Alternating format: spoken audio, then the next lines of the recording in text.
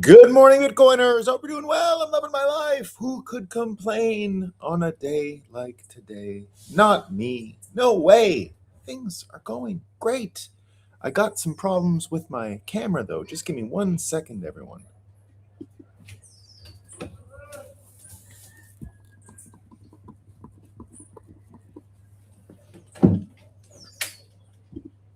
Must have been a fingerprint on that or something. It's looking a little bit, I don't know. It looks blurry, but we're okay. We don't mind a little bit of blurry camera every now and again, right? Don't mind some blurry cameras. Now let me just get the Rumble chat up here.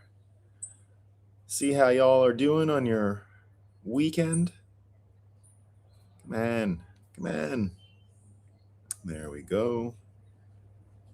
I gotta bring that up. There's everybody. A fine spring morning from Colorado Springs. Wouldn't you know it? You got spring in Colorado Springs. We like it. Spring in Colorado Springs, indeed. Jack 2K, good morning, Nolan and Great Awakening crew, and happy Monday. Here's my latest video. We got Jack 2K who went through Chicago's Chinatown for the Lunar New Year Parade, Year of the Horse celebration. Very cool. Jesus is King, morning crew, R.I.P. Mueller. Let's help him smile down in heaven and slap the cuffs on Trump. Finish the greatest FBI director's legacy the way Hillary would have wanted. Oh my goodness. So good. So good, Jesus is King. Lance, 2002, welcome back, Bitcoiners. It should be another exhilarating week indeed. Morning fine folks, says Charlosky. Wacky market action this morning. I'll quote the curly blonde girl from the show Ozark. I don't know shit about fuck. Precisely why I tune into the Great Awakening every morning. I appreciate it, Charlosky. We're going to have a great show today. That's a fine reference to a great show indeed. Yo, Chatelet! Indeed, Escape the Matrix. One of the last I watched all the way through. Yes, indeed. I like the like. Morning, y'all. Morning, MK07. Loving my life, says CB Van. You're not blurry. No, okay, then I'm good. I hope everyone's doing great. We got Cal Cass in here from Ethiopia. Cal, I just learned, I love these geography channels and everything on YouTube, and I watched one this weekend on the geography of Ethiopia. I had no idea. It's so fascinating how the giant plateaus factor in and make it so different than everything else around.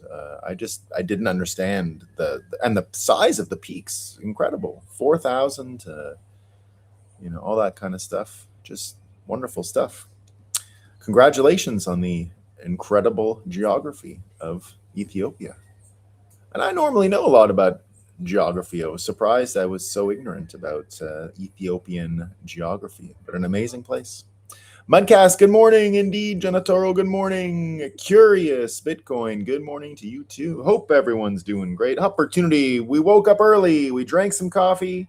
We are lifting weights while listening to the count. Psycho mode, says Opportunity. We love this kind of psycho mode. And good thing, we got a sunrise. We got a Bitcoin running. What are we at? We're at 70,000. Back up. Wow, how altitude keeps us close to God. I love it, Cal. Wonderful. Wonderful way to frame it. So, it keeps you close to that sun. That's doing great too. The sun is up, everyone. Bitcoin is running. We're back to 70,000 US trash tokens of Bitcoin. We're doing great. Let's have a coffee and talk about what's new.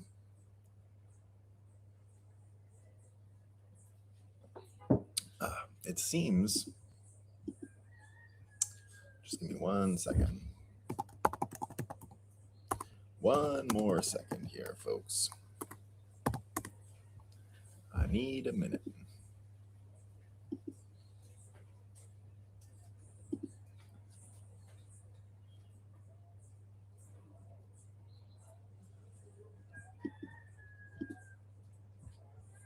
I got that one.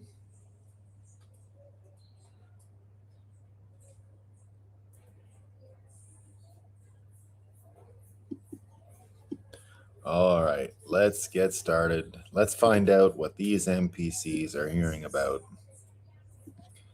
Let's find out. Here we go. Here we go. All right. We got this incredible story here from The Guardian. This is what's going on at The Guardian. Weather extremes, everyone. Gripping U.S. bear climate crisis fingerprint. That's a criminal. We got to fingerprint that climate crisis. Get their fingerprints on. The last time we heard about fingerprints in the news, it was the all the earmarks, the fingerprints of Russian disinformation, the 51 known liars. So we always love when they allude to these things. There's flooding rains in Hawaii. No way. Rare snow in Alabama and a severe heat wave on the West Coast. America is getting climate changed, everyone. Mega climate change. Mega climate change over in America. And we all remember the sad case of Chuck Norris passing away this weekend. And here's a fun little comparison of some biographies. Rob Reiner, his life and work and photos from All in the Family to The Princess Bride to The Bear. That's a nice one for a Hollywood kind of guy, right? But wait a minute. Chuck Norris was a great action star, but politics may overshadow his legacy. Not the guy who was murdered by his own son. No. Not the guy who spent every day online with Trump derangement syndrome. His life will not be remembered for politics. Only Chuck Norris. Only Chuck Norris. And the other part that's funny about his political legacy is that a lot of people from communist countries were running bootleg Chuck Norris videos during Glasnost and the end of communism. And it's like a really endearing memory they have of America and all this kind of stuff was these Chuck Norris videos. Partly where the meme came from, as I understand. So pretty fun stuff. Love it. We get this from Axios. Potential 2028 Democratic presidential candidates are introducing themselves to voters in a striking way by documenting their childhood resentments, family chaos, and fights with their parents. It's a real headline. It's a real headline. And we get this one from ABC News. This one is just really amazing. Some 650 delegates from 33 countries and 120 organizations began arriving in Cuba on Friday as part of a solidarity caravan transporting some 20 tons of humanitarian aid as the island grapples with a severe energy crisis. That's from ABC. Now, there was a lot of other people who commented on this trip that Code Pink and all these people took to Cuba. And I think ABC left a few details out if you compare it to what happened online. So this is how you know it was true NPC news, because there's a little bit of context missing here. Tons of aid flows into Cuba as humanitarian convoy arrives on the struggling island. Okay. No mention at all of this kind of stuff. So they go there. It's one of the funniest stories you're ever going to see in the world, by the way. So that's our NPC news. Let me have a sip and then give you the other takes on this Cuban story, because it was one of the only things you saw this weekend if you were scrolling online. I'll explain. I don't know about you guys, but my entire timeline, I don't use Twitter a lot on the weekends, but every now and again I would look in, and all I saw, my entire timeline, everything, was Cuba stories where a bunch of leftists are partying and carrying on, and then dead people in Cuba and poverty. And then the other one that I saw, I don't know, all I saw was the lying Professor Zhang and everyone coming around to the idea that he's a scammer. So we're going to be talking about both of those stories today, but let's start with the Cuba one, because the Cuba one is really quite funny. So indeed, as ABC says here, it was a humanitarian convoy, except that it actually killed people, maybe. I don't know if it killed people. A lot of people are saying that power outages and the way they got power for their Free Palestine concert, which they held in Havana, Cuba. ended up diverting electricity, which turned deadly, according to some. Probably not. I don't know if you can do a direct take on it, but here we see Kneecap. It's the name of the band, I guess. Even in Vanna, with the power cutting out shortly after our gig, the message of solidarity to Palestine remains the same. A Palestinian-obsessed Irish rap group went to Cuba to play a concert for elitist American virtue-signaling vacationing Marxists, while the power went out and people died in hospitals. This is what real socialism looks like. The elites party and praise themselves while people die. So the reason I'm starting with this story is because last week I told you that I wasn't going to be spending much time debating left-wing people anymore on this show or anywhere. There's other places you could do that. We're going to be talking more about the psychological operations around dividing the MAGA world, the Bitcoin world, the people who are still a little bit mentally sane. But what you can see here is these three factions are very obvious now. You've got the far left extremists, which you don't enter their frame. You just admit that it's completely insane and very stupid and isn't going to persuade anybody. This is all zero, right? So we're just pointing it out because it's all zero. But this is why you don't enter their frame or their reality. It's just completely insane. Christian Hines says, do these people not realize the utter PR disaster of flying to Cuba, staying in luxury hotels with electricity, holding a music festival, and then shuttling around Havana like a group of tourists, all while the entire country's electrical grid has collapsed and the economy is in total ruins? Who's the target audience here? And that's really the most important question here, is that, you know, shit libs and libtards and all that kind of stuff, they won't say anything wrong with this. Obviously, they're not going to be like, oh my God, they're hypocrites. No, being a hypocrite is pointing out hypocrisy, being a hypocrite. None of that stuff works in persuading people because inherently everyone has an instance in which they were a hypocrite. Deep down, subconsciously, it just doesn't sway people. You hear people do it all the time. They're a hypocrite. It just doesn't work. It doesn't matter. Now, you can point it out. No one says short circuit your brain and don't observe hypocrisy. That's a thing. You can do that. But it doesn't change people's minds. So the people, the shit libs who love this will always love this. They're not going to be like, oh, they're going back on their ideals and now they're exposing themselves as hypocritical. That's just never going to happen. But it's unpersuasive in the sense that people who are still, let's say, free agents when it comes to opinions will notice this and will realize that there's something that doesn't quite jive here, and this really will not move anyone. A flotilla down to Cuba affects nobody in this part of the world. And so here, everyone pointing out just how bad this is for PR. This is the most amazing encapsulation of code pink leftism that I've ever seen. Going to an oppressed nation, showing solidarity with the oppressors, going around taking photos of poverty from tour buses, and then having a big party that takes down the electric grid.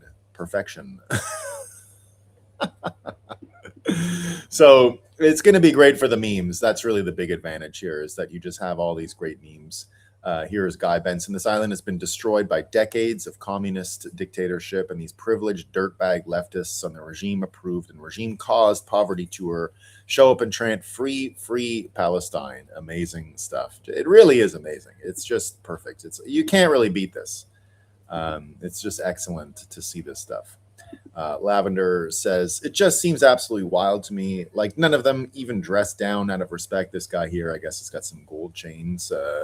Christian Smalls arrives in Cuba wearing diamond-encrusted Versace gold necklaces. This is while Cuban children in the picture don't have access to electricity. Lavender says, it seems absolutely wild to me. Like, none of them even dressed down out of respect. They all went with their jewels and finest, most expensive outfits because they wanted to look good in their own photos and off-the-hanger shirt and jeans that just wouldn't cut it. There's a bunch of them of Hassan Piker as well. Everyone's been analyzing and pricing his wardrobe, his glasses, his T-shirt. Again, you get good memes out of this. That's all there is, right? Hassan's fans, like his viewer count's not going to go down because of this, I don't think. I just think it gives more clout to people who are already attacking him and more ammo to them. If you told me a bunch of wealthy people would do a poverty tour of Cuba, dressed all in gold and jewels and designer gear, then retire to a grand hotel to wine, dine, and dance the night away, whilst everyone else in the country was in total darkness without power and struggling, I'd have thought you were describing Soviet-era propaganda of their capitalist enemy that was just too on the nose for even them to take seriously.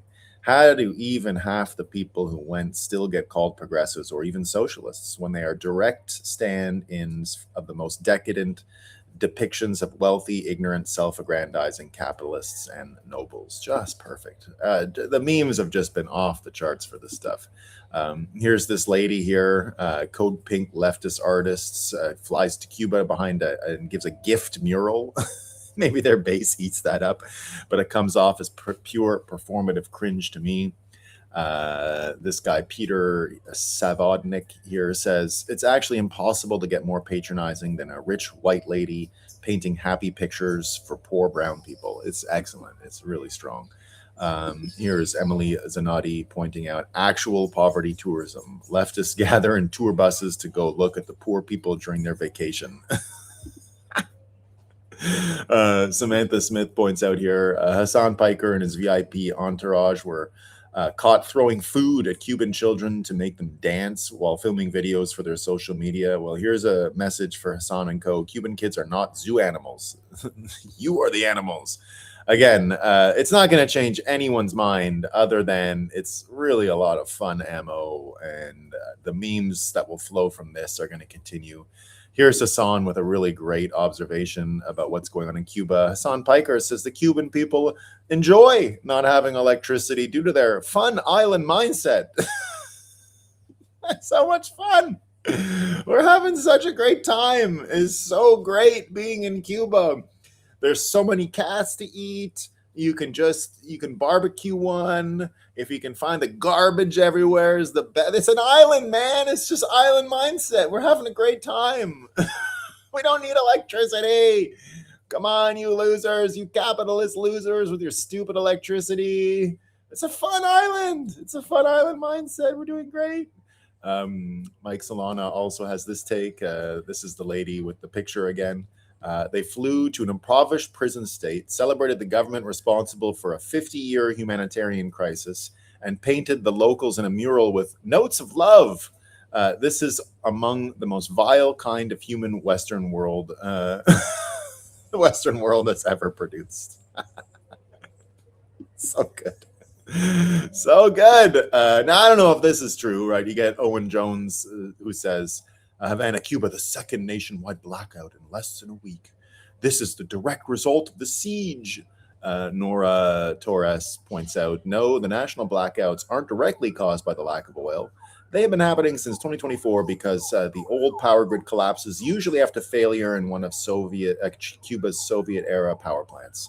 The Miami Herald has reported extensively about Cuba's energy crisis. So just perfect stuff. Now, it's pissed off some local Cubans, which is probably the only actual persuasive thing that came out of this. MAGA people dunking on the hypocrites, not so much.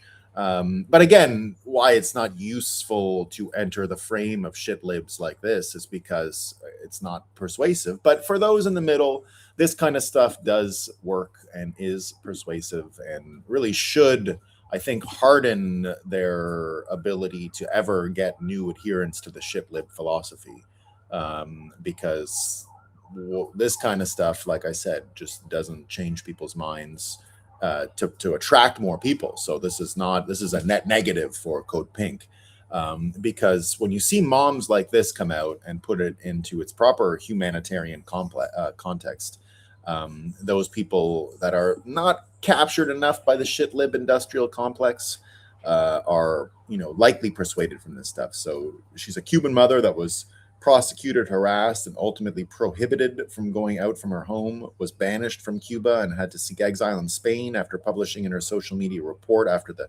chronic lack of cooking gas forced thousands of mothers to cook with firewood or dangerous indoor stoves while the regime invested billions in empty luxury hotels for tourists. Her viral videos exposed the outraged families suffering for basic needs as multi-million-dollar hotels were built. The government responded with harassment, surveillance, internet cuts, smear campaigns, and repression for inciting protests. Prohibited from moving freely, persecuted and barred from re-entering Cuba, Amelia was forced into exile in Spain in 2023 with her family, seeking stability for her children after years of pressure and intimidation. She is the voice of millions of parents inside the island that can't make their voice heard. Amelia and Cubans have a message for the flotilla members and the international community. And so what I think, where this does play out is exactly domestically in Cuba. I could see this actually radicalizing more. They'll never hear about it, of course, right? They don't even have the internet like at really scale. But nevertheless, this, I think, will harden more local Cubans. There's enough there already to accept what is about to happen with the United States. And I think it'll happen pretty soon. These are some of the last moments, I think, of the Cuban regime. Germania Rodrigo Paleo says, Cuban journalist Ionia Sanchez on the useful idiot convoy. They claim they want to break the energy blockade, but they meet at the convention palace, spending the electricity that would illuminate several buildings in my neighborhood plunged in darkness.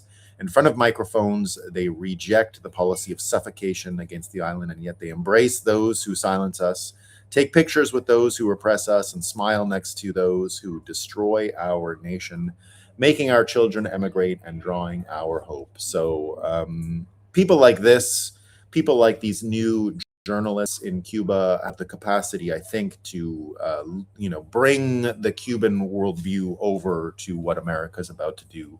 From what we've heard already, it's a bunch of partnerships and commercial relationships that are about to be established between Cuban Americans and all of the economic interests they left behind when they fled Cuba 50-something years ago.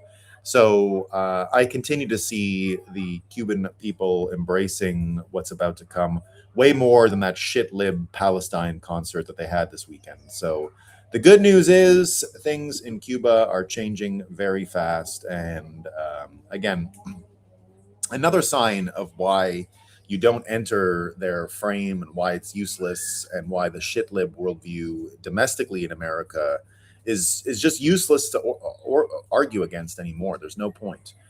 Here's, I think, the tweet that had it all in one place. It's Taylor Lorenz. This is what happens if you treat them seriously and you take their arguments as something worth arguing. Taylor Lorenz comes out and she says, if you're traveling to Cuba or any impoverished community, or just generally, you should be wearing a mask. We're 6 years into an ongoing pandemic and airborne disease and is real no matter how many leftists want to scream and stomp their feet and shout RFK talking points. It's really so easy not to infect and kill people around you. No one is saying you have to be perfect, but you respond to disabled people asking you not to kill/maim them and other vulnerable folks by having a meltdown instead of showing basic solidarity. You are not a serious person. And so that's what happens when you enter their frame. You just get crazy shit like that. There's no point treating any of it as real. None of it. It's just NPC, broken brain, stupid, mentally ill shit libs that are pointless, absolutely pointless to argue with. And none of it, I mean, if you even try and argue, this is the type of stuff you get. COVID is still going on. That's what you get. And Shoe on Head has probably the tweet of the day when it came to this. These people loved COVID. Inside all day, censorship online, green light to be moral busybodies / scold people for being maskless / not trusting the science, overly cautious, bubble wrap society. The world was a massive longhouse, a shit lib paradise. And it really was. That's what's so great about how much has changed and why we don't, back in 2020, engaging, P2P with these people made no sense. Engaging with these people, people still did it back then, but now 6 years later, we see that the world has bifurcated, it's split, and there's no debate over on that side. There's just no reason to debate them. There's no reason to engage. There's no even reason to believe that pointing out this stuff would change their mind. They're just broken. Their brains are broken. That's it. There's nothing there. There's no like, oh shit, you mean it's strange to watch rich people treat Spanish people like zoo animals. Oh, I didn't know that. Now I think differently about my politics. That will never happen. That will never happen. It's not possible. They're just going to have their confirmation biases. The good news is it does change things domestically in Cuba, and that's all that really matters. I believe the next time you'll see folks entering Cuba from the American administration, the crowds that you saw at that stupid Free Palestine concert will seem as infantile and childish as Taylor Lorenz's, and mentally ill as Taylor Lorenz's quote here or tweet here. So indeed, it's a big change and a big difference. Now, the reason I criticize and say don't bother arguing with these people, because you need all of your mental capacity to wade through the actual fights that are happening, the actual debates that are going on in the world, the actual psyops that are being pulled on you, the actual true debate where things are actually moving and fluid, not these hardened shit-lib people. Again, they're just not worth your time. Don't even bother. Because the real struggle lies in this kind of much more subtle persuasion and much more subtle debate infections. As I've said for a while now, in the right-wing world or the not shit-lib world, what you're seeing in these really ops are the ability or the desire to cleave and cut apart mostly Trump's base, but all people who want systemic change, really. And so I told you 2 weeks ago, I think, I'm not sure who it was, but someone in the YouTube chat, it might have been the Mudcast, I don't remember who it was, but they asked me what I thought about the Chinese predictive history guy. I told you 2 weeks ago, scam. I've told you for a long time this guy is a complete and total fraud. But after his episode on Tucker Carlson this weekend, that's literally all I saw on the internet, everyone pointing out what a fraud and scammer this guy is. And now, luckily, we've got quite a bit of research that's gone into proving what a scammer he is, and I'll share some of that with you. So here, Hans Monkey says, if you know absolutely nothing about this supposed professor from China, the fact that he rose to prominence on YouTube, which is banned in China, should be enough for even a 75 IQ person to understand what's going on here. And yet people line up and fall for it anyway. So lots of people pointing out what's going on with this interview. It led to all kinds of folks deconstructing what he's up to. This is a great video here that was created by Hidden America, manufactured. They go through his past. There's a certain kind of figure the internet elevates with remarkable speed. He arrives composed, articulate, already framed as an authority. Within months, he isn't just another voice. He's treated as someone who can interpret reality itself. So I'm one of the first people to follow this guy, by the way. I was on to him over a year ago and immediately saw it for what it was and didn't understand how he managed to get his videos so viral so quickly. I saw right away a year ago when he first showed his face. And I think I've been pretty consistent in criticizing this fella. Here, this Hidden America guy breaks down quite a bit of his experience. Let me get some of it here for you. So first up, one of the tells of how he got to where he is and what's going on. Let me get the actual timeline here. There we go. So he goes to Yale, right? This guy goes to Yale. First up, starts at Yale. Now, nothing inherently bad about that, but the next thing he does after going to Yale is he goes back to China to be a professor at Beijing University on a NED, National Endowment for Democracy grant.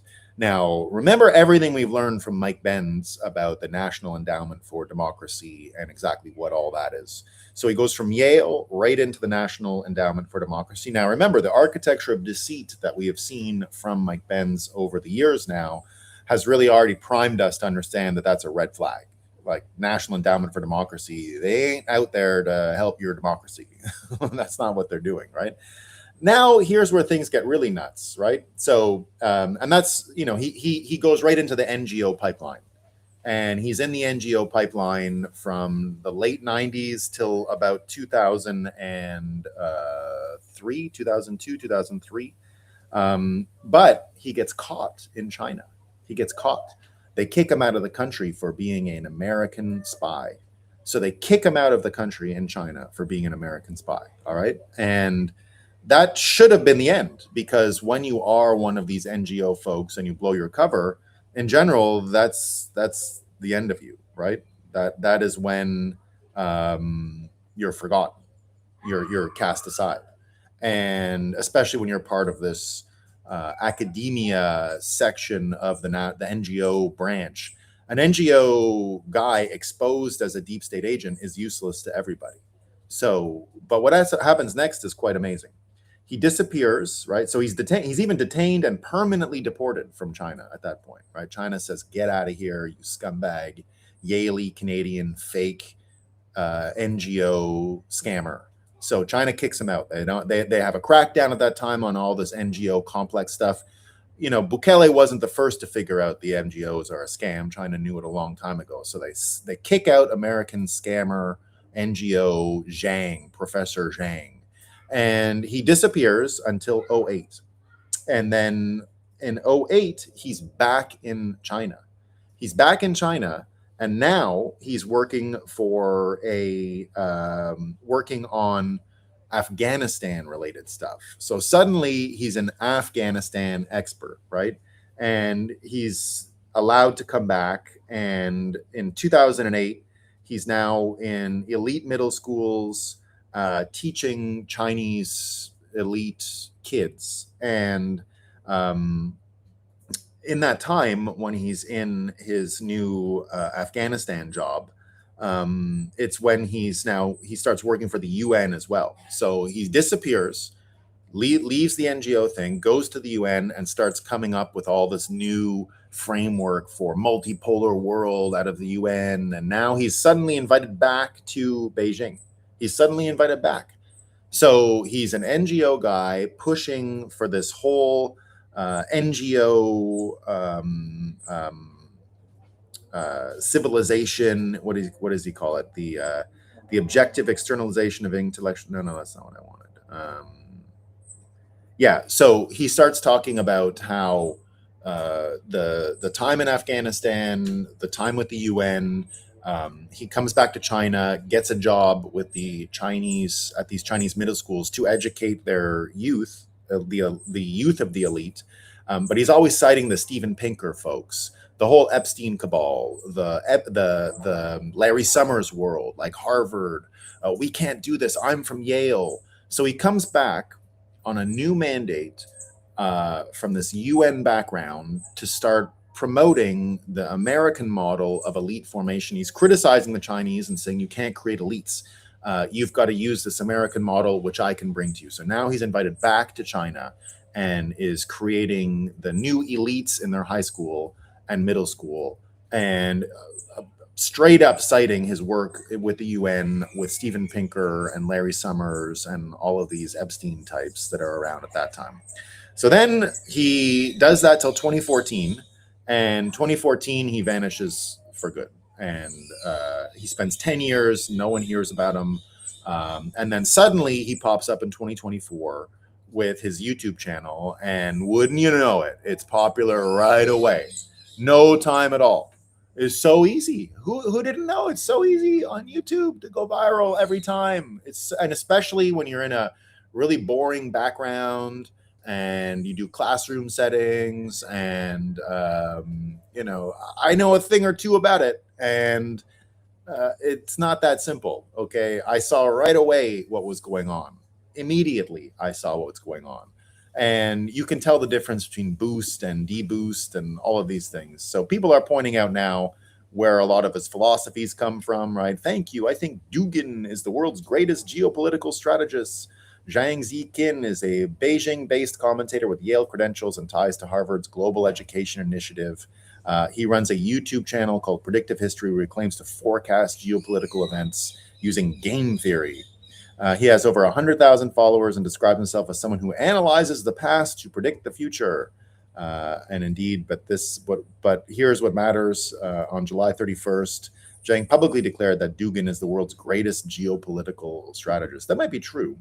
Now, the reason I frame this with the shit lib argument about Cuba and you can't persuade them, and then said already last week that we got to focus on the forces that are dividing up the people that really want this positive change, don't want to get caught up in the fake prison of the Hassan Piker socialism, communism bullshit, and want to really get down to the systems that are running the world and how do we change them and all of these things. And for me, it's very simple that you can use Bitcoin as this filter to start seeing and understanding incentives. Again, why I've been talking about Bitcoin in terms of a P2P information network, not just a P2P cash network, is because Bitcoiners have an ability to, just like the algorithm itself, right? Just like how Bitcoin comes to consensus eventually over time, but we can each individually have our own strains of thought. We can each individually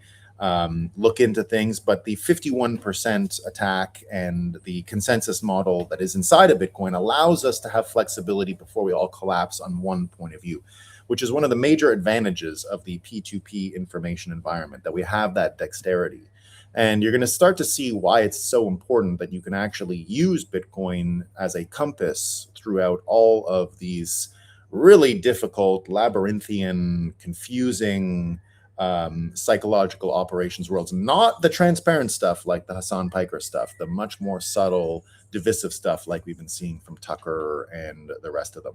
And so here, I put out a tweet over the weekend saying the podcaster with the most accurate predictions that actually came true for over 10 years was Scott Adams Says. Enter a predictive history guy. He predicts the opposite world Scott predicted. Luckily, both Professor Zhang and Tucker Carlson here both think Bitcoin can be shut down with a button. They both call it a scam. Nick Fuentes too. Wouldn't speak for Scott, but I run a daily predictive podcast modeled on Scott's show for the last 4 years, 2 hours before Scott every morning, so I'd have fresh powder to interpret before I heard Scott's take. Added Bitcoin plus its economic incentives as my filter.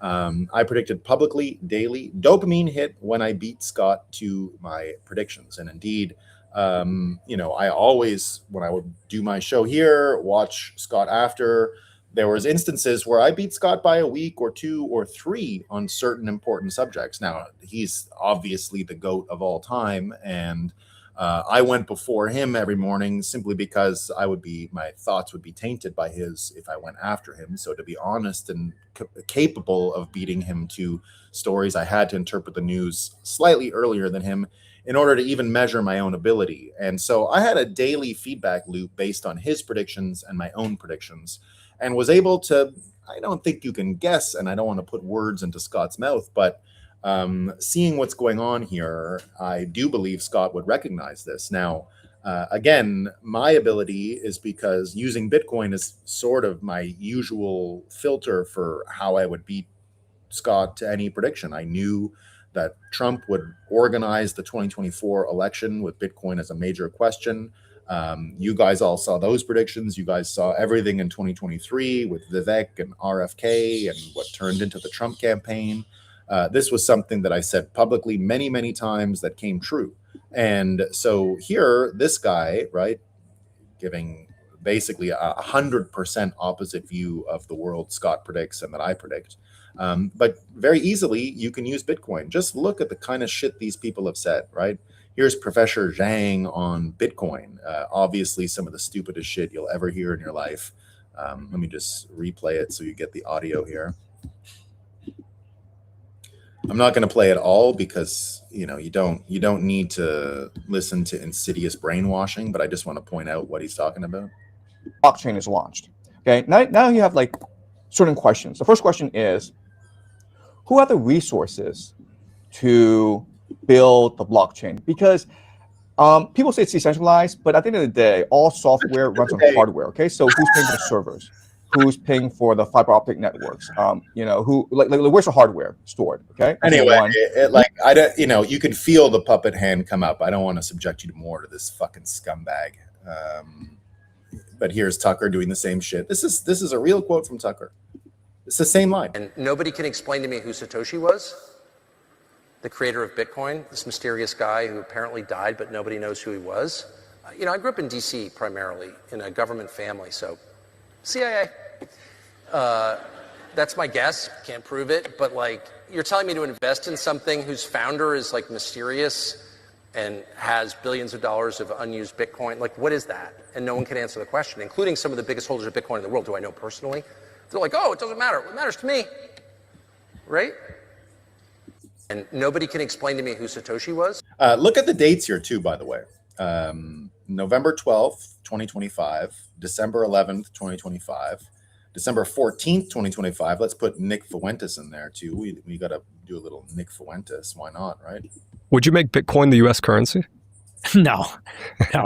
I believe in fiat money generally. Would you make it? I believe in fiat money generally. And here's one more of this fucking scumbag. About crypto. And now that the Epstein files have been released, they're saying that Bitcoin is part of a greater conspiracy and is also controlled by the Rothschild. Oh, no, don't nod. Is that true? Yes. Yes, it's controlled by Rothschild guys. Sell your Bitcoin, fucking Chinese guy. I think it's a real. So look at the Bitcoin. Just disgusting. Just disgusting. Here he is too. Here's his big plan, guys. This is your fucking genius.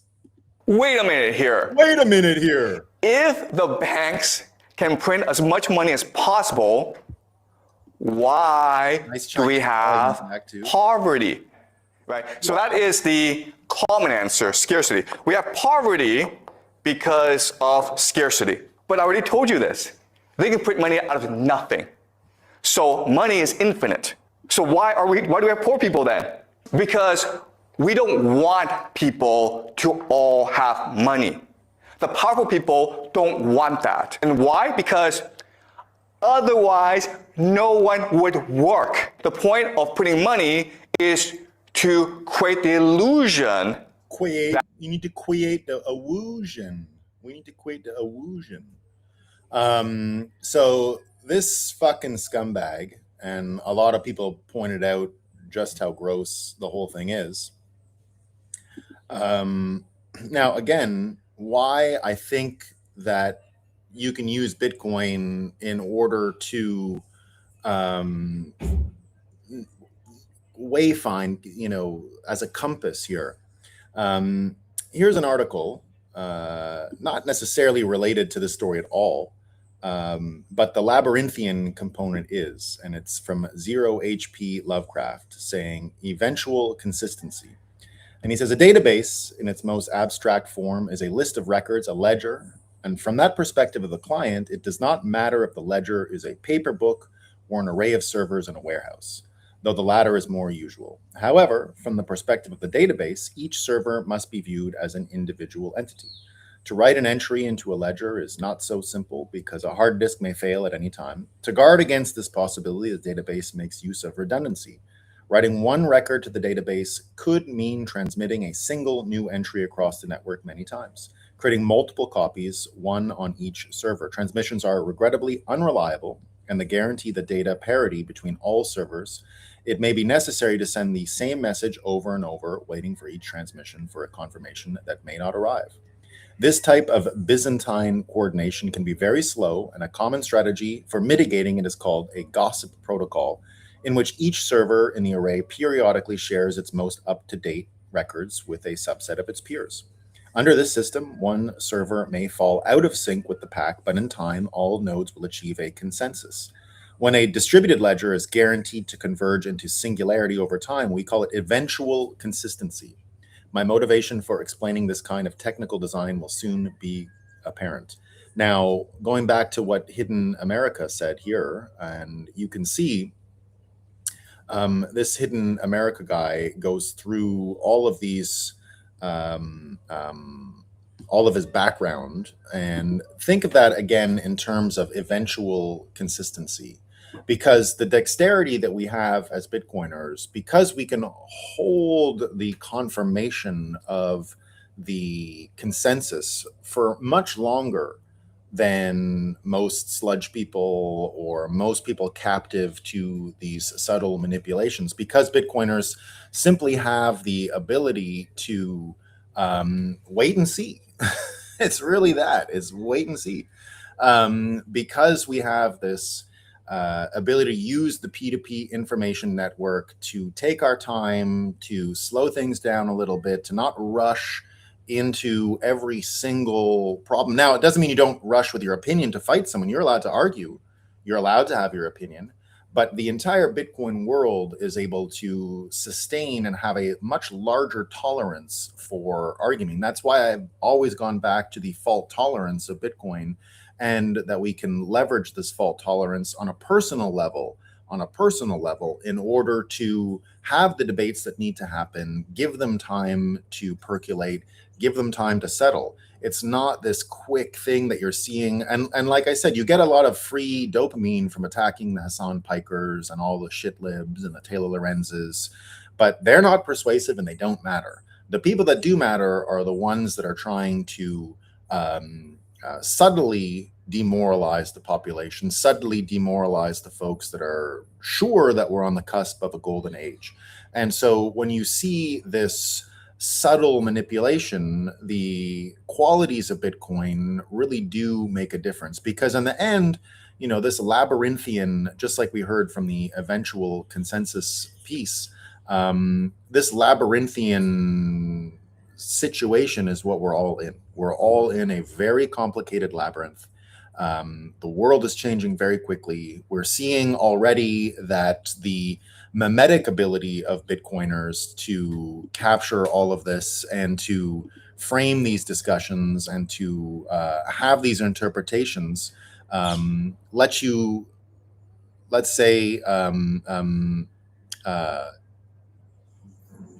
take the narrative, and you're able to use both memetics. You know, people say memes are that memes are one of the most important aspects of the Bitcoin ecosystem, and that the memetics have really, in some ways, recultivated the mystery schools from the old era, pre-mainstream centralized worldview projection. And so the centralization that used to really predominate after World War II had as its objective to eliminate this sort of mystery school. What are the messages behind the message? How do you transcend the labyrinth of lies, the labyrinth of deceit, the labyrinth of fear that is out there? And it used to be the mystery schools. So I'm talking, what we get from the Elena Blavatsky and the Thule Society and all the people that have been following all of this Freemason stuff, all of this deep-seated hidden world that is more esoteric and not in your direct line of sight. So the mystery schools, of which Isaac Newton was a part, of which many important people that have come before, George Washington, all of these guys were part of these various mystery schools. And so in many ways, the memetic culture behind Bitcoin is the new mystery school. It is the new world of communicating very, very concentrated, very, very dense information in an instant using the memetics. That's why the tools that Bitcoiners have come up with to survive this change in the world are don't trust, verify, proof of work, sovereign individual, separate money and state, Bitcoin citadels. There's many, many more, right? The 21 million. The memetic game of Bitcoiners is the only one that is at the same level as, let's say, the MAGA Trump memetic game, which is funny, but not quite at the same level of mystery school interpretation that you'll get from the Bitcoiners and the memetic world. And the memes keep building, and they're starting to affect society more than we imagine. You've already got here this from Max Kaiser. El Salvador is the first country to exit the fourth turning. The rest of the world is entering. This comes from Marty Bent saying the fourth turning is institutional consensus now. So funny that he uses the word consensus, because that's what's happening. This eventual consensus thing, the world is literally being memed into change by Bitcoiners, that we're getting this eventual consensus from these folks. And we're seeing here that, for example, the US political evolution dovetails with the so-called fourth turning concept. This is from Merrill Lynch. This is not from nobody. This is from, or was it Merrill Lynch? Let me just see again who it was from before I keep reading it. Yeah, Merrill Lynch. Concept, the phenomena has every fourth generation since the founding of the US has gone through a major political transformation. The prior four turnings, the Revolutionary War and the founding of the US, the Civil War and the abolishment of slavery, and the Great Depression and World War II all marked major turning points in American history. In fact, it's not a coincidence that the Eurasia Report has an extended comparison between the radical actions the last fourth turning president Franklin Roosevelt took during his tenure and those of President Trump more recently. And indeed, President Trump's actions, I just played a video for you guys last week from Victor David Hanson saying that Trump is the most transformative president since FDR. He's completely changing the systems on which the country operates and functions. And Bitcoiners have understood this fourth turning frame for a long time. I've told you many times it was Willy Woo, in fact, who taught me about the fourth turning. Now, I say that because, again, just look at the power of the Bitcoin world for that. Willy Woo, we're sitting at South by Southwest. He starts telling me about the fourth turning. I'd never heard of it before, but I become obsessed not long after and start using it as a framework to myself predict stuff. Now, here's how Bitcoiners have unique insight. Willy Woo is one of the original Substack superstars. He had the biggest Substack of any category of all types in the entire world. I remember speaking with Willy in 2021. I was booking him to speak with Glenn Greenwald in the wake of the, we did it on the day Taproot was activated in 2021. And I had done a private, I don't know, internet show with him. And so I had Willy Woo and Glenn Greenwald talking about Bitcoin and blah, blah, blah, blah. And it was funny because to book Willy, it was COVID, so we hadn't seen each other. And so I get on a call with him, and he just casually tells me, I have the biggest Substack in the world. And he's like, I just got off a call with them. And it was about Taproot, and it was about they were looking for ways to integrate Bitcoin, and he was going to get them to use Lightning, which I think they did for a little while. So think about it. I saw what it took to get to be the number one Substack. Now this Chinese guy has the number one Substack. That's how I'm able to get the perspective on how fake this guy was. Willy Woo had spent years sharing this information, building up his credibility to the point where in 2021 he could take off and have this number one Substack. This Chinese guy out of nowhere, and that's one of the red flags that I was able to leverage to figure out what a scam and a fraud this guy was. And again, Bitcoiners are navigating this time of change in a way that I think underlines exactly how powerful the Bitcoin memetics and the Bitcoin worldview are, and exactly how important it is that we have this eventual consensus, this ability to live in a liminal space more than anyone else, right? Using this liminal space, using the anxiety that comes with the fourth turning, being in the middle of the fourth turning, being in the middle of the crisis period, but having the memes and having the ability to have the shared P2P environment that allows us to look at each other, wait and see, but still at the same time use our various memetics that we have as really directions on a map through this labyrinth that we're able to sustain all of this time of change and the speed at which we're changing. And here's one from Alex Leishman that went viral amongst Bitcoiners this week. And you were promised a financial revolution.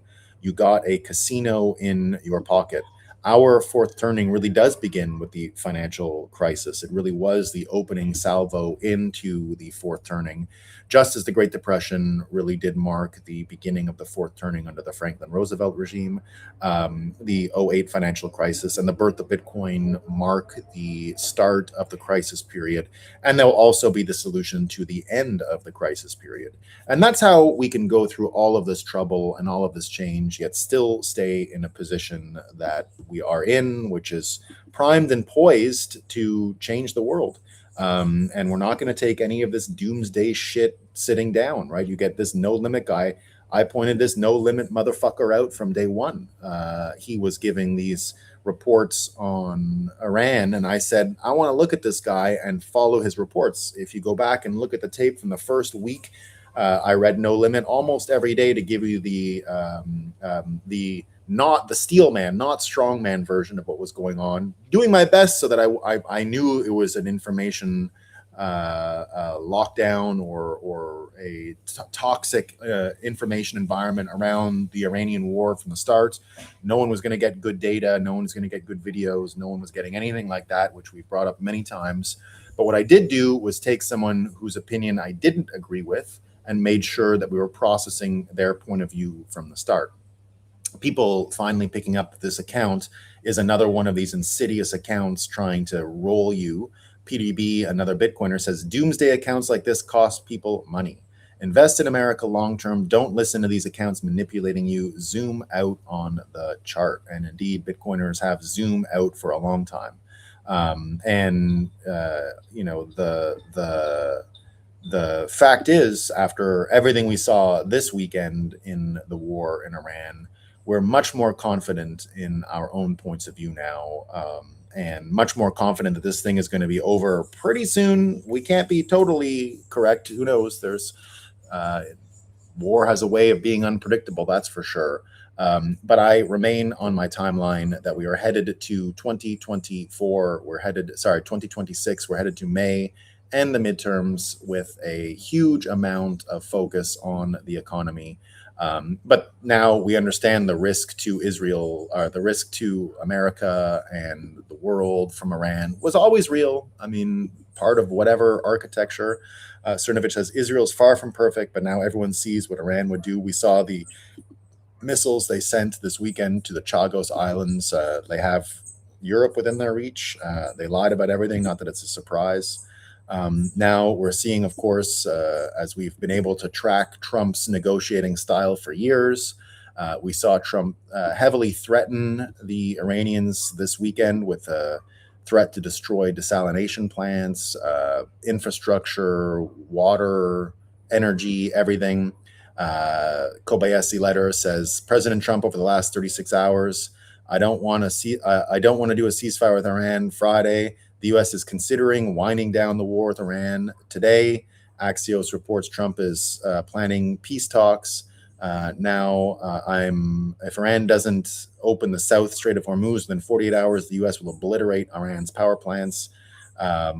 What's happening behind the scenes? This is just typical Trump creating leverage. We've seen this a million times. This morning, Trump backed away from this now and says this morning, I am pleased to report that the United States of America and the country of Iran have had over the last 2 days very good and productive conversations regarding a complete and total resolution of our hostilities in the Middle East. Based on the tenor and tone of these in-depth, detailed, and constructive conversations, which will continue throughout the week, I have instructed the Department of War to postpone any and all military strikes against Iranian power plants and energy infrastructure for a 5-day period, subject to the success of the ongoing meetings and discussions. Thank you for your attention to this matter. This brings us basically to Easter, and we should be winding up with this stuff in a few days, I think. It's been a tough one to predict for sure, but that's what we got. And if you're wondering, again, who's winning the war, Iran launches a 10 million rial banknote as war triggers dash for cash. Totally something victorious powers would do. I remember when the U.S. issued the 10 quadruple gazillion note during World War II. So again, use money and you can see incentives. You can see them around corners. You can see them where they are, and it generally is the way to go. Economic incentives are more or less the only way to chart this kind of stuff. And again, why I believe the following. Hold on, I'm missing one note here.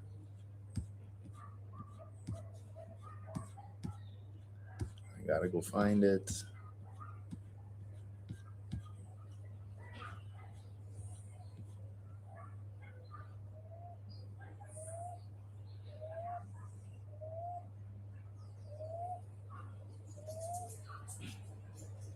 Did I erase it? Just give me 1 second.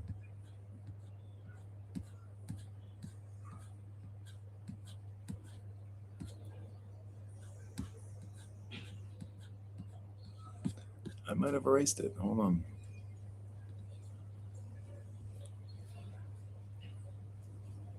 Or maybe not.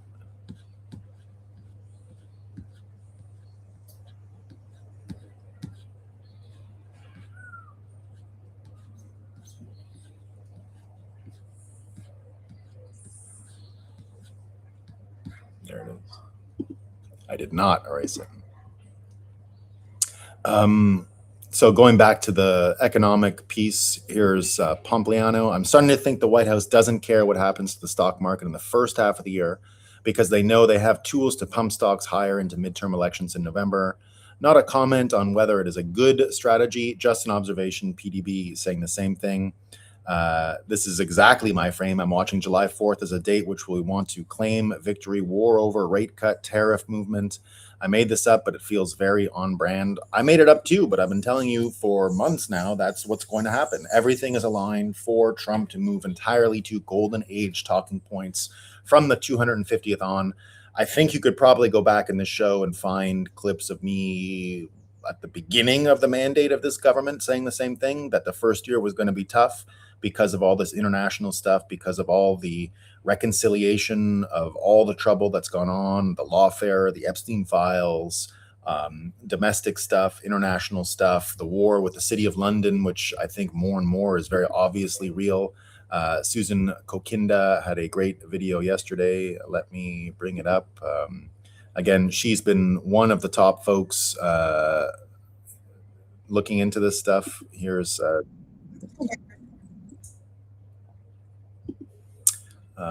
let me know if the video is playing or the audio is playing. Said about Israel and NATO this week.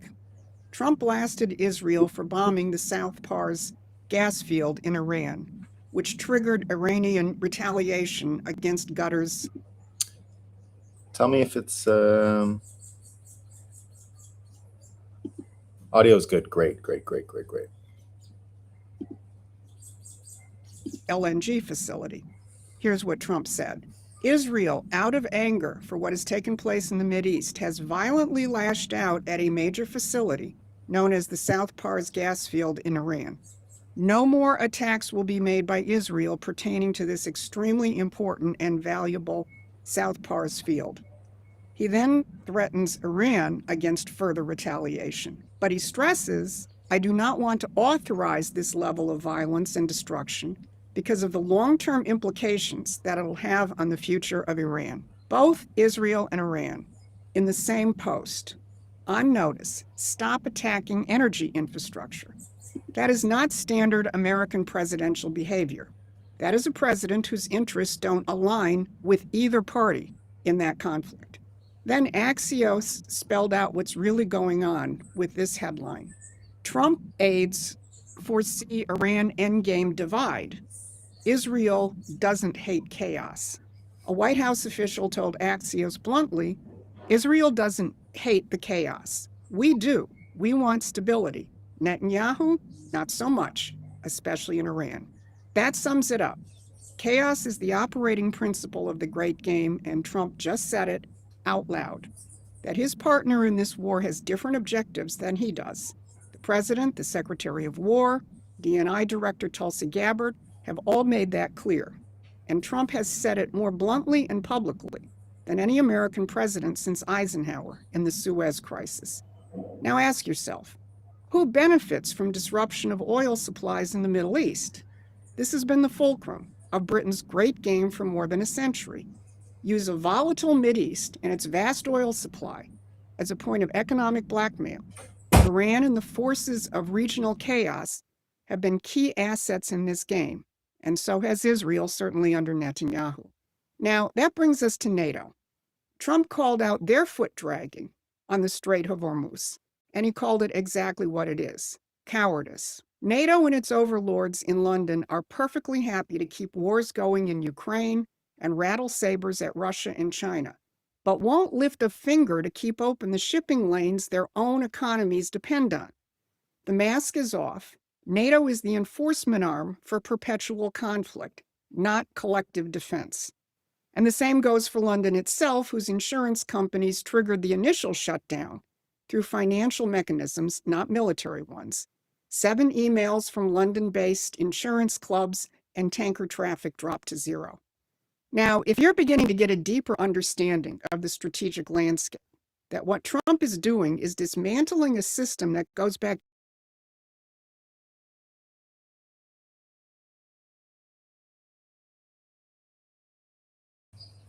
So there you go. You can see from this that, at once he's criticizing Israel for being too hard. He's criticizing NATO for being too weak. I don't see how people think that they can't see he's operating on his own objectives.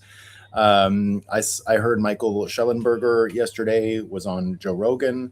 And, Michael Schellenberger is pretty straight guy in that he's not a Trump sycophant. He's not a MAGA guy.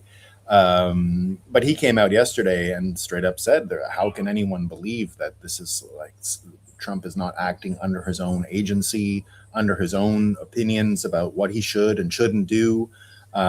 So I think that's important, right? I think that's an important way of framing it.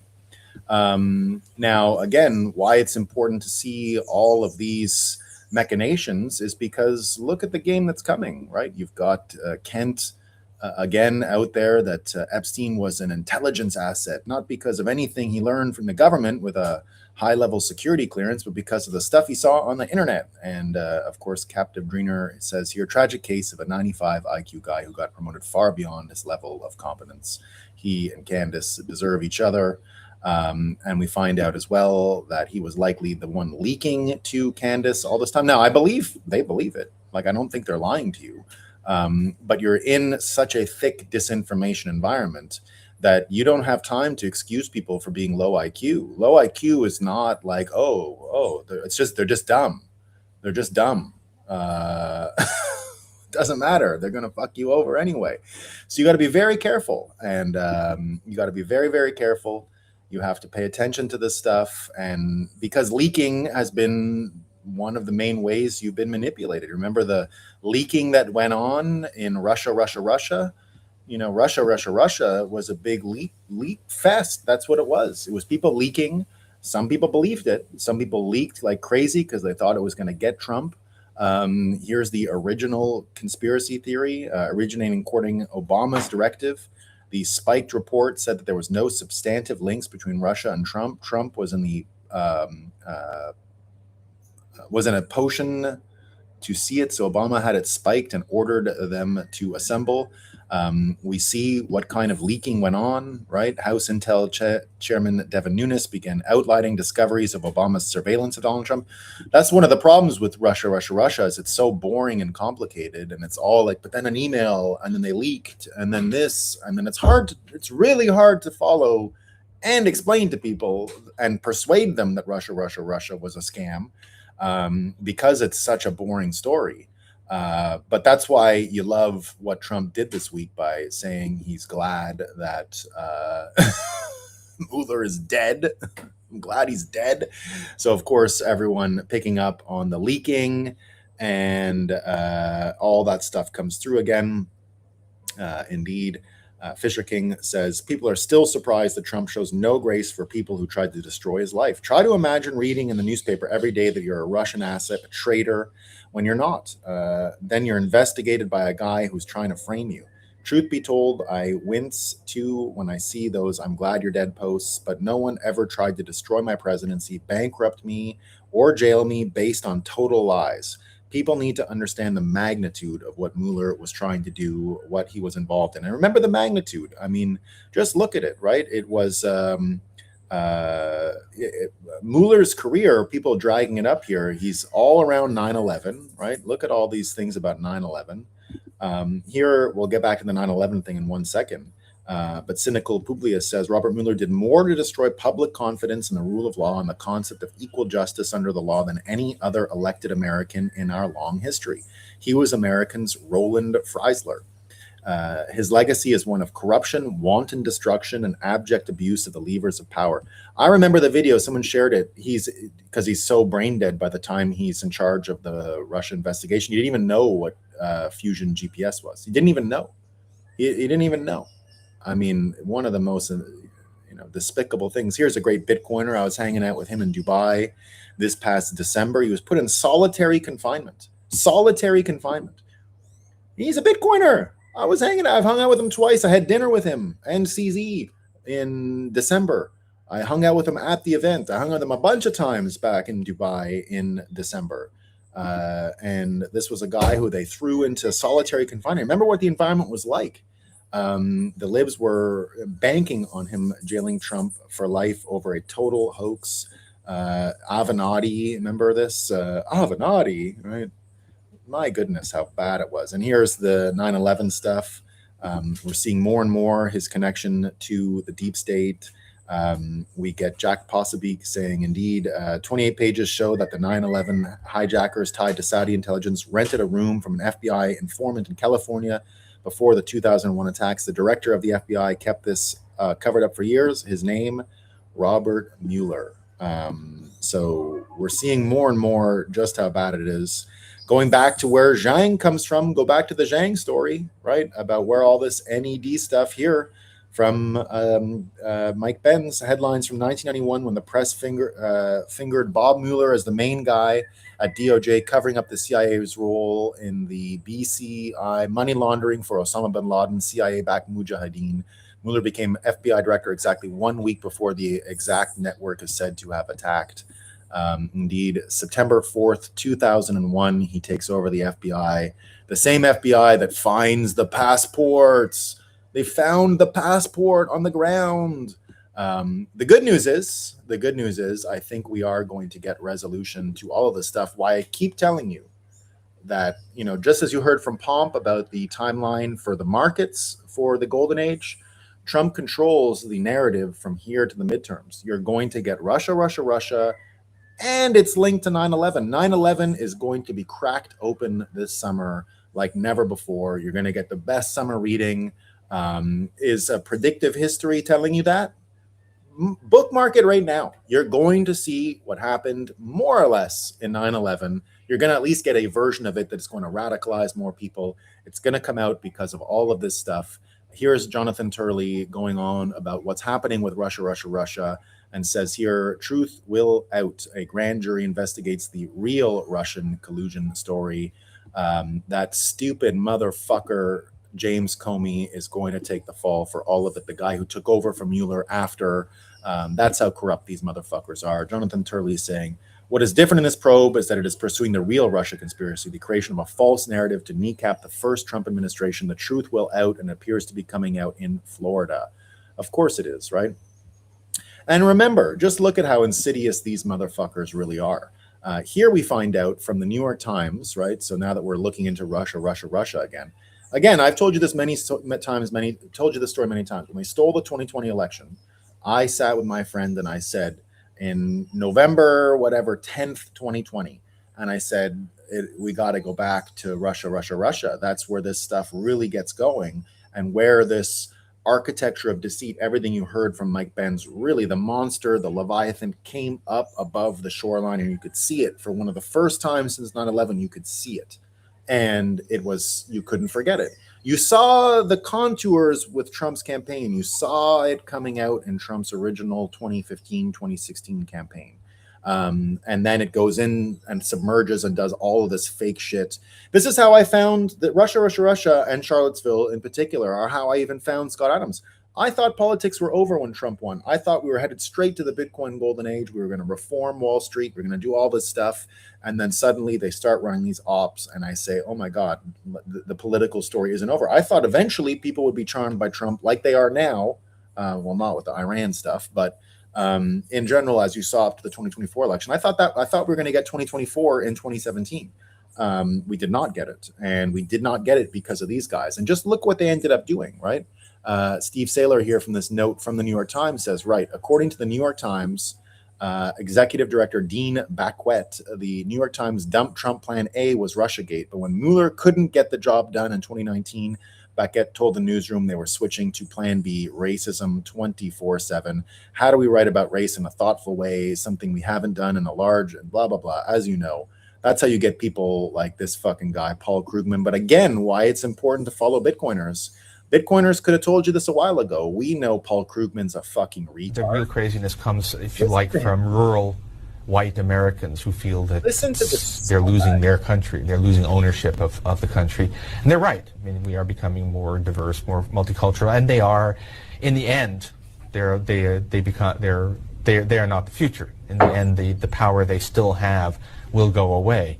But it's a very difficult time until then. Yeah, so the dumbest fucking person you've ever met in your life, who has got nothing but everything wrong forever, is sitting there telling you, like predictive history, that he can't predict anything. It's literally zero, nothing.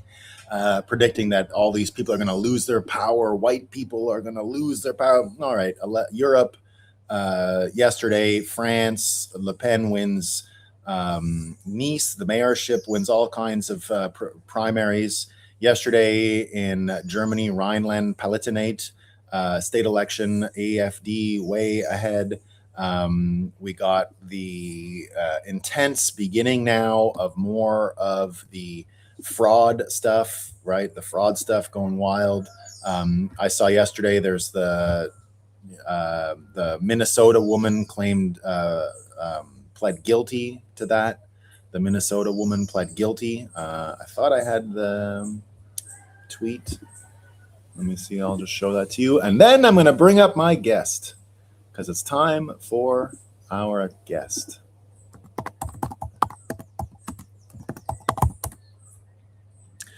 The last story before special guest comes in. Here it is. Minnesota fraud case here. Takes a major turn as Ikram Mohammed pleads guilty to wire fraud in a scheme stealing 14 million U.S. trash tokens from a child meal program, including 1.3 million U.S. trash tokens for herself, which is why you're going to have a summer of investigations, a summer of audits. I told you that the audits are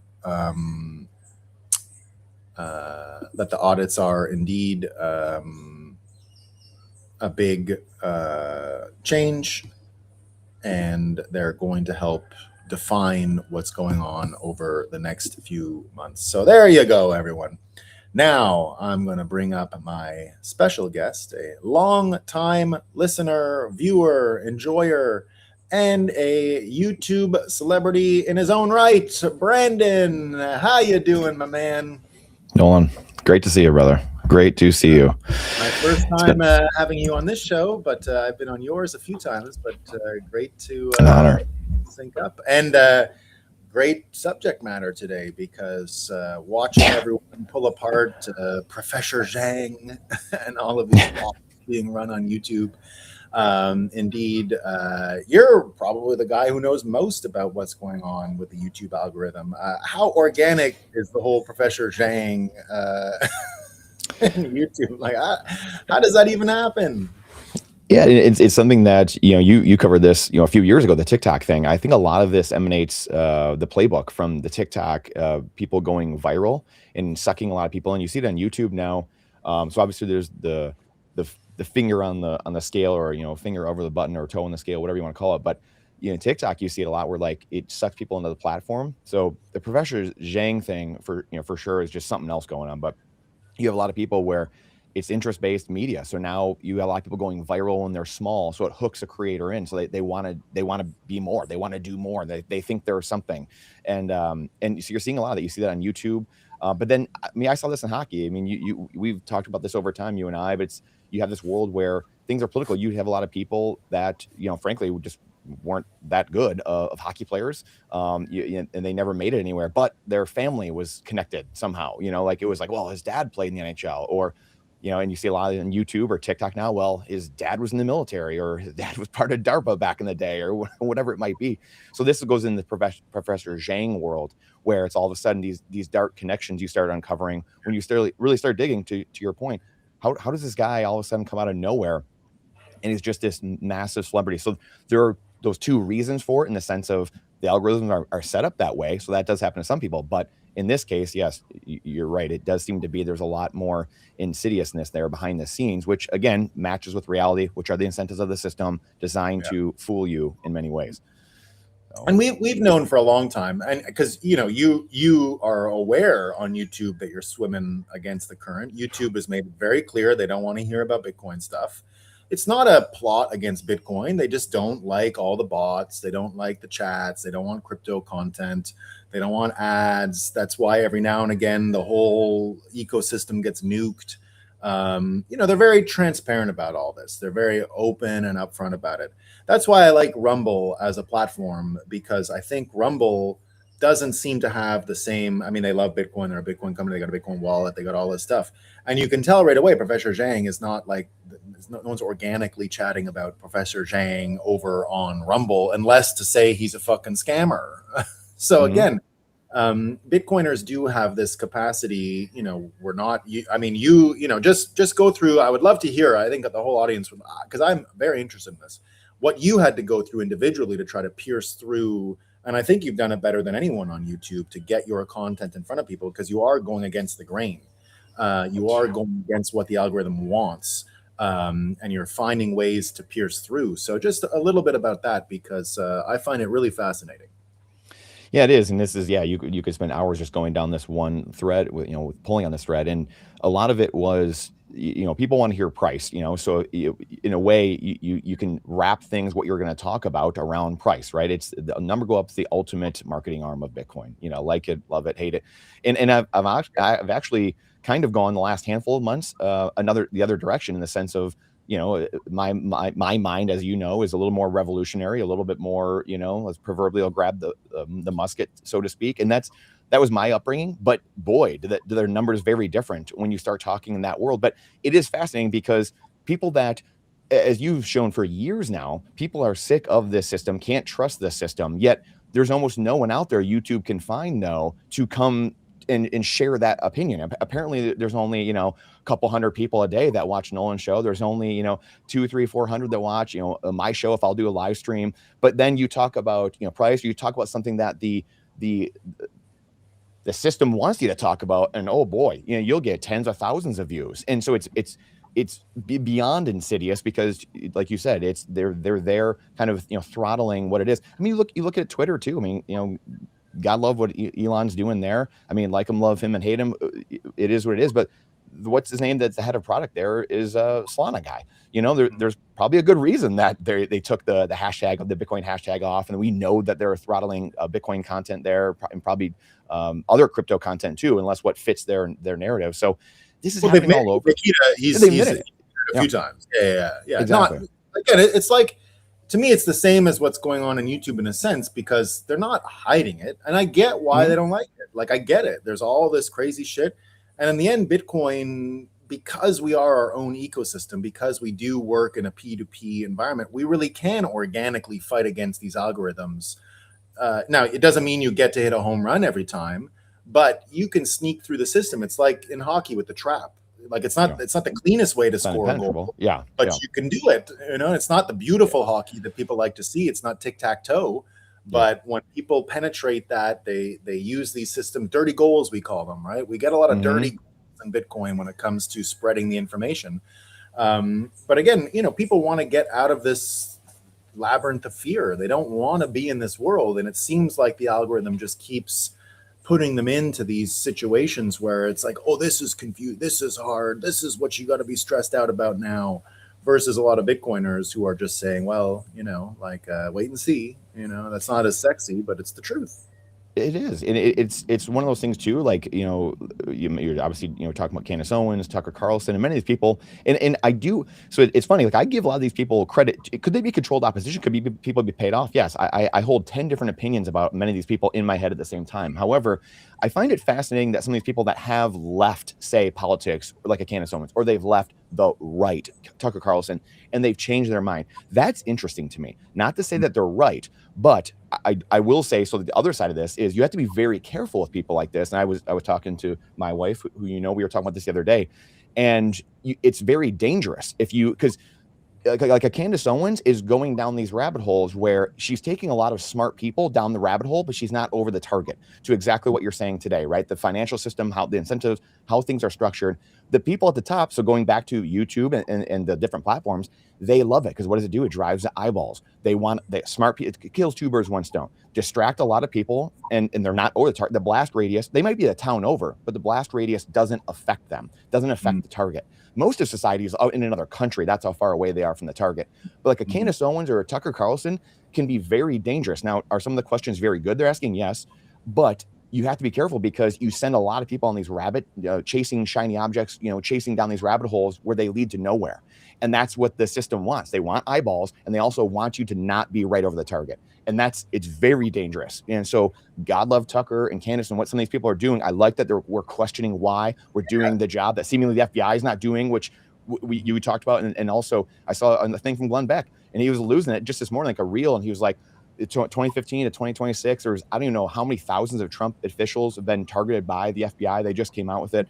And so like you have this system where it's this duration mismatch where a lot of society still doesn't realize that the system's completely broken apart and it's not fixable. Like you can't fix reality from the current system. And that's where the Bitcoiners, like you said, we have the system over here. But when you have the Tuckers and the Candaces and a lot of these people, even the Young Turks, Nick Fuentes, a lot of these people, they're around the target, but their blast radiuses do not affect the target. And it's super dangerous because you lead a lot of smart people down these, and they're distracted. It's bread and circus, Roman Coliseum, and the problem never gets solved. And then we sit here like yahoos, a bunch of people just doing P2P, slow grind, like you said, getting garbage goals in front of the net. And it just takes time of the mimetic warfare of the truth just incepting itself over time.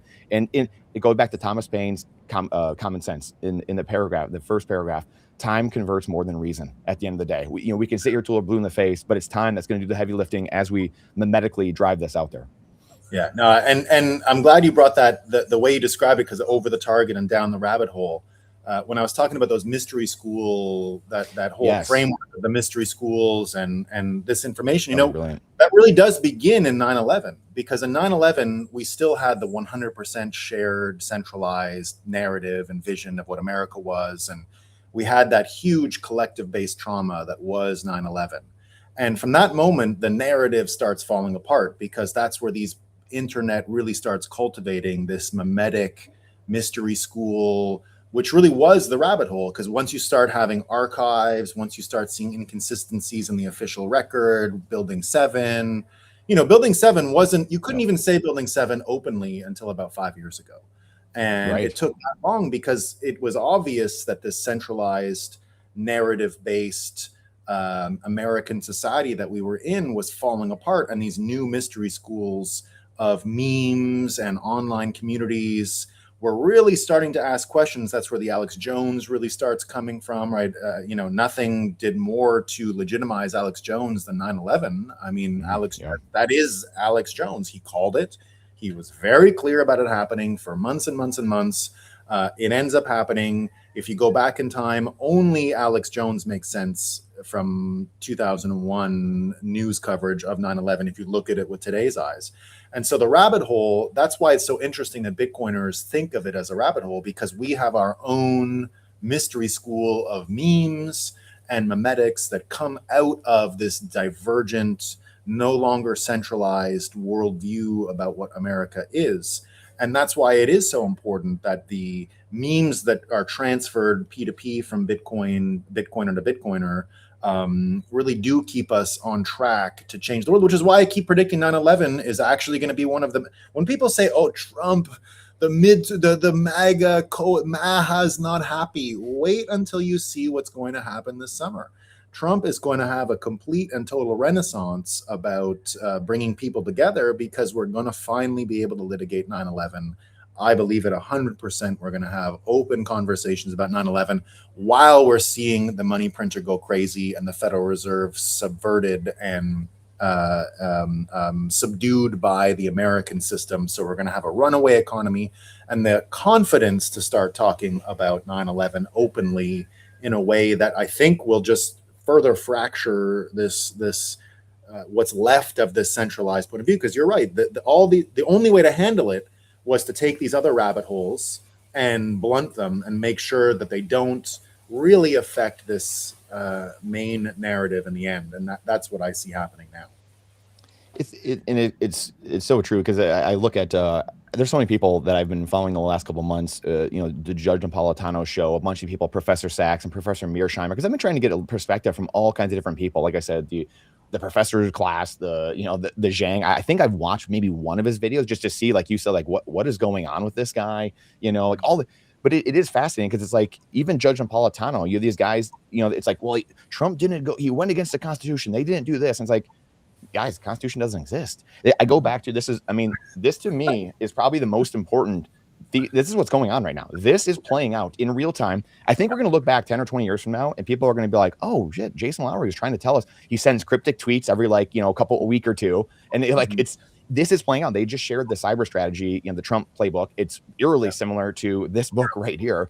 And it's it. I mean, it's real war, real power being exercised over abstract power. And there's a great debate. The All In podcast, like a year or so ago, had a debate with Professor Mearsheimer and Professor Jeffrey Sachs together, and they were arguing. Basically, one was saying, "Hey, real power, pragmatism versus idealism," and Jeffrey Sachs is very like, "This is just inhumane," and stuff like that. And then Professor Mearsheimer was like, yeah, it doesn't matter if it's inhumane. Like, no, that's not how power works. That's not how human beings work. They just do what's in their benefit, the incentives of the system. And I'm telling you, this is how it's going to play out, Professor. It's like they're having this phenomenal debate on the All In pod. So everyone should go back and watch that, because it goes back, it ties right into this. This is exactly what's playing out. And real power, and for people that aren't super aware, abstract power is basically like, again, if you believe it to be so, like the dollar has abstract power because people believe it has power, but it's backed by nothing. There's nothing there. It's a fugazi, but people believe. Well, a JDAM, 10 feet above your head, you and I can agree that it has power or not, but it doesn't matter, because it's going to show you how the power it has right, in a second, in a split second. Where abstract, again, is just something that we can disagree on it. Does it really have power? Does this leader really have power? Well, if the Constitution, if we don't follow it, well, it doesn't really have power. It's an abstract thing. So to me, it couldn't be more clear. And another funny note too, Nolan, is I think I just saw that the Samurai, their domain got taken over. It's like in government custody right now, and it just got taken over. I wasn't able to verify, but I just saw it this morning that the irony of these guys are in prison right now. That it gets hacked by the government's in control of it. I mean, you can't make this stuff up. The system can't coexist forever. It's wild, man. Yeah, and the stress, I think, that people are experiencing trying to keep up with all of this change and seeing it all happen, and like you said, the insidiousness of it, right? In Canada, I tell people all the time when I'm in Canada, I was like, look, your country's toast. And they make it like they can't separate what I want from what I'm telling them is going to happen. I don't want Canada to die. I'm not out there saying this is what I can't wait for Canada, but I at this point I can't wait for it. But those are other reasons. It's just reality. I can't. People get how many people hate me in Canada because I just say this, and they think it's something that old friends of mine, that they think it's something that I'm conjuring. Like, you tell your buddy Trump to stop. And I'm like, bro, it's not my fault. This is just what I'm telling you is going to happen because XYZ. It has nothing to do with what I want to happen. What I want is completely irrelevant. Canada fucked up so badly. It's such a stupid place that they don't get to have these opinions anymore. That's just because the nature of the world changed. Your opinions don't matter about it. Facts don't matter about it. Feelings don't matter about it. It's just what's happening. There's physics. It's physics. Yeah. Facts and opinions. You don't have the energy. You don't have the cards. And because you don't have the cards, you're now weak and vulnerable. As a world is changing so quickly, you can't be left to your own devices anymore. You can't be trusted. And so people don't really, it's been one of the main themes of this time together on this show, this rabbit hole, that people are not rational. It's not arguments that change people's minds. It's power. People will align with power systems. And I think that's how a lot of us got to Bitcoin. We saw that the system that was exuding power was so corrupted that it was not sustainable. I've said for a long time, it wasn't so much Bitcoin itself that convinced me to be a Bitcoiner. It was that I knew that the previous system was so fucked to death, such a burning pile of shit, that it couldn't be salvaged. So you look at Bitcoin and you go, okay, yeah, I think we can build this into something else. And I think it has what it takes to take over. But it was more about pessimism about the old system that drove me into Bitcoin. If the system was working fine, I wouldn't have cared about Bitcoin. I wouldn't have cared about it at all. But it was so bad that it left you open to wanting to go down a rabbit hole. And the minute you started to see that Bitcoin was a rabbit hole, and then the memes, and then you start seeing one after the other, and then you start realizing, oh, wait a minute, it becomes a blank slate, and you can redesign the whole world using Bitcoin. Bitcoin fixes this meme is one of the most powerful memes for that reason, because you start to realize through contrast how messed up our system is, and how it can be rebuilt. And so it's not a logical problem. No, exactly. And that's the greatest thing. And again, I remember one of the first things listening to you even 5 years ago, was talking about this very concept of, and it's like idealism versus pragmatism. And Bitcoin doesn't ask you to change who you are, right? It's monetizing greed. It's aligning incentives, putting people on the same side of the table. Like, you can't have that in a government-run currency, in an inflationary debt-based system. That's impossible. It separates consumers and producers. That puts people on different sides of the table. And so that structure flipping, like you said, you wouldn't see it though. A lot of us wouldn't see it if the system was, kind of seemingly doing its job and things like that. Like Larry Fink talks about this, like, oh, Bitcoin's he said it a few times, that Bitcoin's a trade of fear. And it's like, well, yeah, it's a trade of fear against the old system. Bitcoin is hope, but the old system is the fear. And that's why we're here, because we can clearly see what's actually happening. In the meme culture, it's funny because I've told this many times over the years to different people of, like, wow, like it really is like more than money to you about it. It's like, yeah, of course. Like, this is what realigns the system. You can't fix the old system. That's where we go back into, Judge Napolitano's show, and a lot of these people, like, they think the system can still be like, we're going to put the, round peg square hole this thing back. And it's like, that's not happening, guys. The meme culture was one of the huge reasons, to your point, why I was like, oh yeah, Bitcoin's going to win, because you could tell it had the small irate minority inside of it. The meme culture is what was like, oh yeah, I want to align with those guys. Like, these people get it, and they're not going back. Like, we ain't going back. Like, and so that's what Bitcoin has. Yeah. The pros of it said that. Yeah. In the chat, people have been saying that, as always, your Bitcoin is best Gell-Mann amnesia test in the game. Yes. That's how I knew these guys were scammers. Like, the minute I played I think you can go back and look when Tucker made that comment about Bitcoin in December, and I said either playing a role, which still might be the case. Right. Kayfabe and wrestling is all real. I don't know what his incentives are. I have no idea. I have no idea what game Tucker Carlson is playing. Right. But don't take what he's saying literally anymore. And Bitcoin was the tell. Bitcoin was the first sign to go up on stage and say it's created by the CIA and can be shut off with a button is functionally either retarded or you're trying to fuck people over. And after talking to Sailor. Yeah. He already had conversations with people, publicly. And it's just like, how this is wild. Publicly, and again, like, I find it hilarious that all of those people said it on similar dates, that the Fuentes talking points about Bitcoin go out around the same time as the Tucker talking points on Bitcoin go out, around the same time the Professor Zhang comments on Bitcoin go out. Is it all a coincidence? Probably, but still, you got to notice these dates. You got to pay attention, and now we get the op with Epstein, obviously fake. Epstein created Bitcoin. This has been known. His involvement with MIT was known from I remember having to hire people who got fired because they shut it all down. We literally hired people at CoinDesk. We were like, oh, they're getting shut down because of Epstein. Okay, well, that guy's good. He's useful. He's smart. They didn't get rich off of Epstein corruption. They were failed talking heads in Bitcoin, and the unit that subsidized their talking headness was gone. And that was the MIT Digital Media Lab. And so they showed up on our shores, and we said, I'm literally without money, you know, like, okay, here, like, you have a job. Well, you can write, you can go on TV and stuff like that. But this was all known. And to see them try to resuscitate this, like Sneeko talking with Professor Zhang, you know, Epstein caused it. And he says, yes. What the fuck does Professor Zhang know about MIT 2014 scams? Nothing. Nothing. Nothing.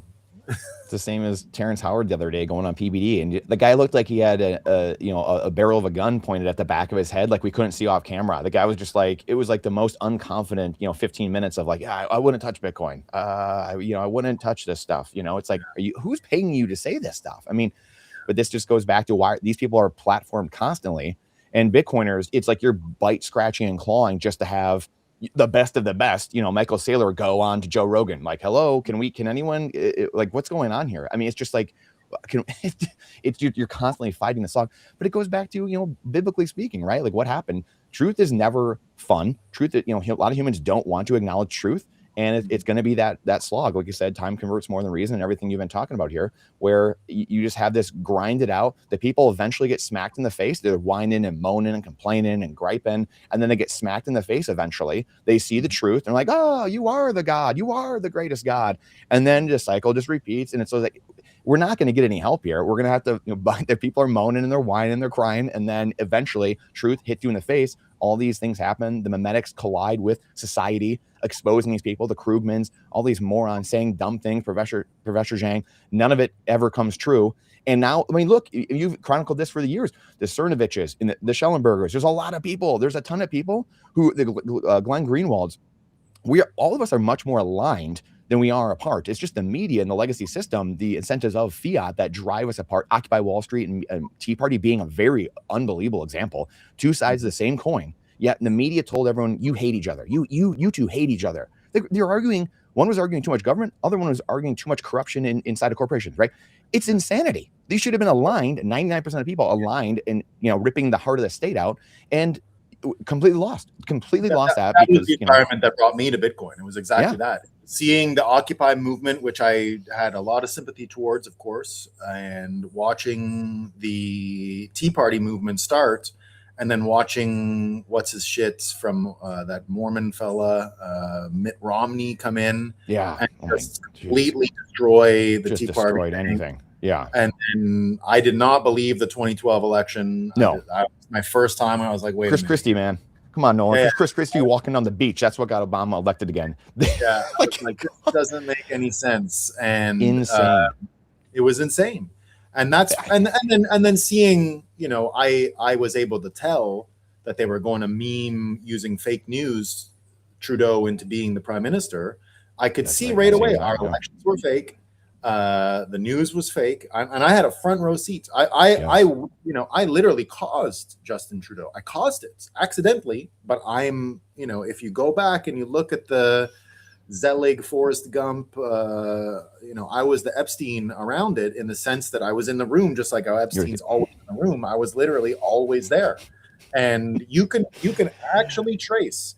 I'm probably the first person in Canada who could see that there was nothing anyone can do about Justin Trudeau being prime minister. It was going to happen, whether we wanted it or not, whether people liked it or not. They were going to steal the election. They were going to give him nothing but flattering coverage. And it was all about bullshit that I was directly involved in. And that's what caused me to go directly into Bitcoin, because I could see exactly how the fake news sausage was getting put together.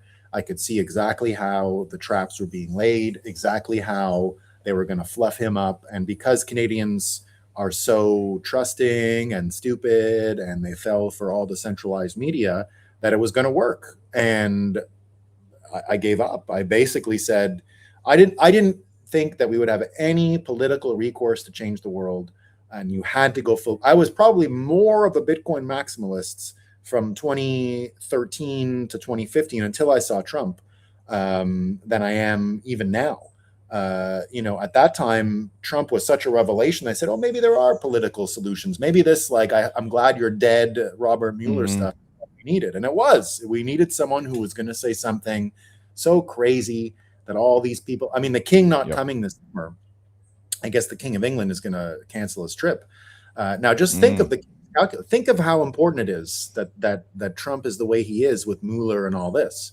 The King of England, or UK, or whatever fucking shithole you call it now, this guy who's not even the King of London, he can't come this summer because no one can guess how Trump's going to treat him.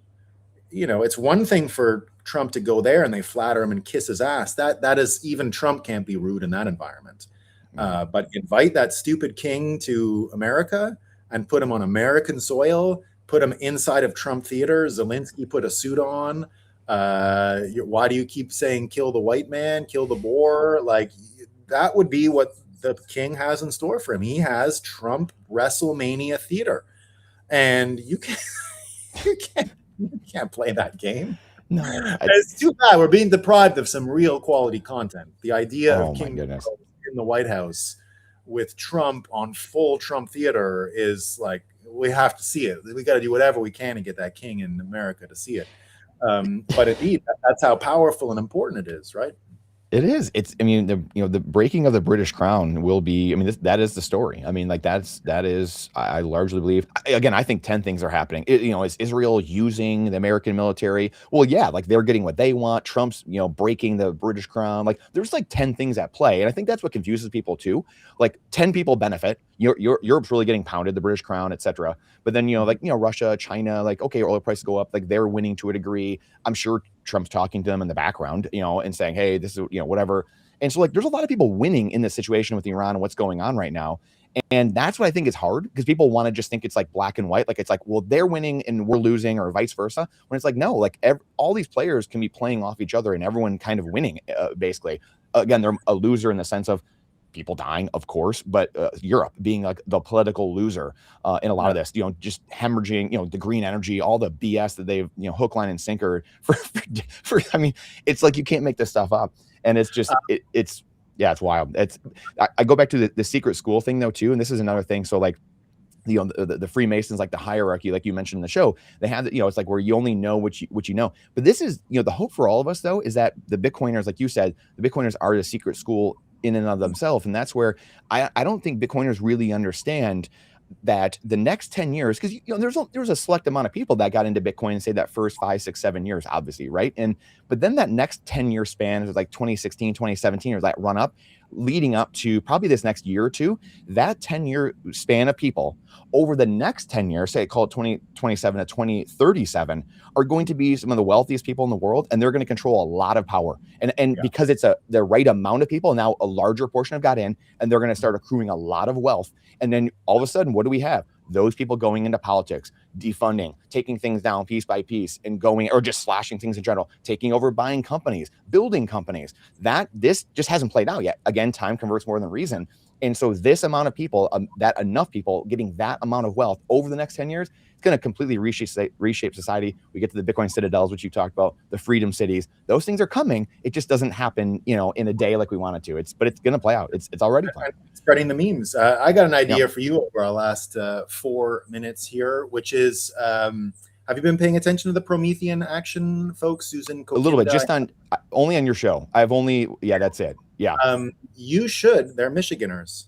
You should. And I know you're coming to us from the great state of Michigan. I would reach out to them if I were you, because spreading the Bitcoin memetics, she was on Marty's show once, but it's not the same as months ago. But I think he was there chatting about all her stuff. I think bringing a little more Bitcoin to the conversation. Bitcoin, okay. Seems to say yes to a lot of things, and you might even be able to do it in person if she's nearby enough. But I think that one might go super viral for the benefit of people, because what wasn't available when she went on Marty's show was everything that you just mentioned: soft power, reconciling yes. the entire soft power argument with the cybersecurity framework, with what Trump is doing with his family and the mining, and as well as the security document that she's always referencing, that talks about getting out of the Middle East and concentrating on energy in North America. So I would reach out to her and get a little bit of a thing going, because you can really get that's probably the hottest video in Bitcoin right now. No one has really 100%. captured it yet. So I would go for that.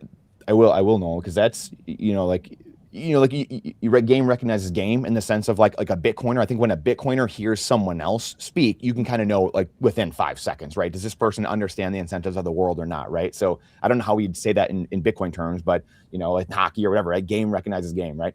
And so in Bitcoin, Bitcoiner recognizes a Bitcoiner.